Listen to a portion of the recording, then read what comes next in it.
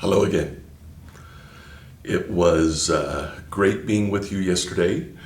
Today is a day off for you. It's Labor Day. Hope you enjoy getting a little bit of a rest. As we begin now the next section, we're looking at chapter 4. It's the second major section of the book of Ephesians. In the first section, chapters 1 through 3, Paul deals with the theological basis for everything that he says in the second section.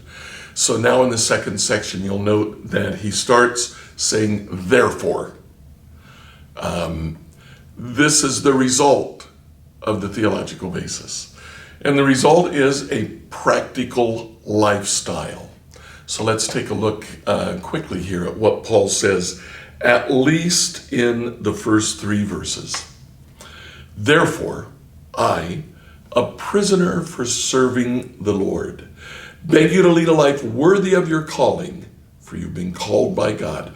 Always be humble and gentle.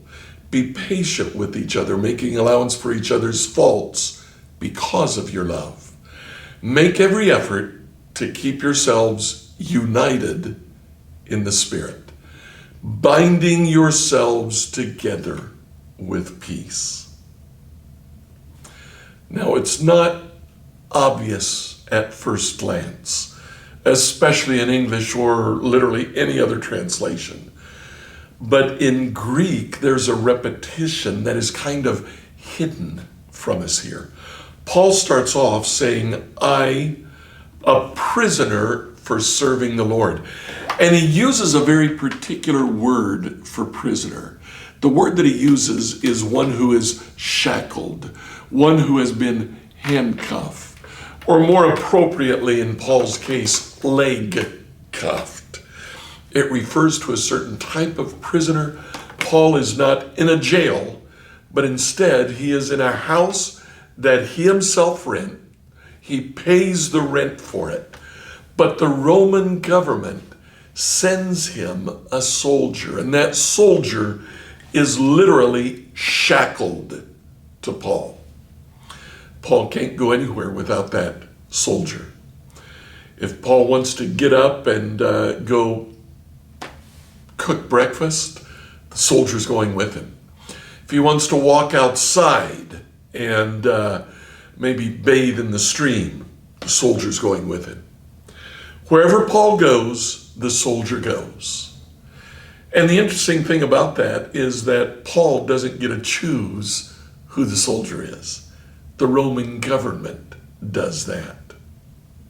In verse 3, Paul says, make every effort to keep yourselves united in the Spirit, binding yourselves together with peace. What he literally says is handcuffing yourself together with peace. He refers back to the word that defines him as a prisoner. Now, I think one of the reasons that Paul does that is because of the nature of salvation. When Jesus saves someone and brings them into his body, into his fellowship, he does not stop and ask your permission. He doesn't say, hey, Randy, Fred over here has asked to be one of my followers. Are you okay with that? Do you and Fred get along? He doesn't say that at all. Instead, he says, Fred, you are welcome. Now, Randy, get used to it. You look at the 12 disciples and you see a little bit of this. You see this in Matthew, a tax collector whose tax booth was by the Sea of Galilee in Capernaum. And then you get Peter, Andrew, James, and John, fishermen who fished from Capernaum. Who do you think these 4 paid their taxes to?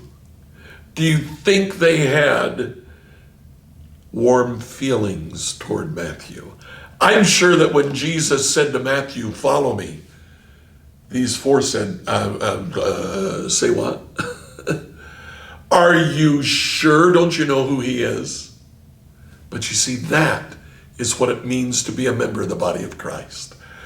It does not matter who is with us in the body of Christ. We are called to be a brother and a sister to them.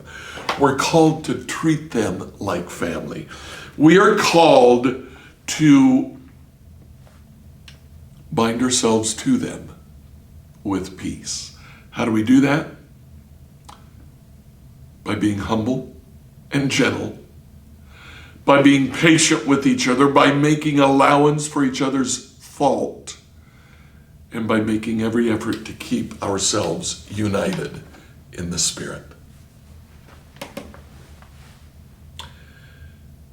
Think of someone right now who's one of your friends from New Hope. Maybe someone that you haven't talked to in a while.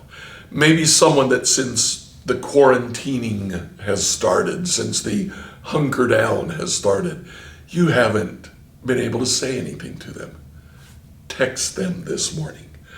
Tell them that you appreciate them. Tell them that you can't wait to see them. Just see what that does for your relationship when we are able to come back together. God bless you and keep you today. Tomorrow we'll talk more about this unity that Christ gives us.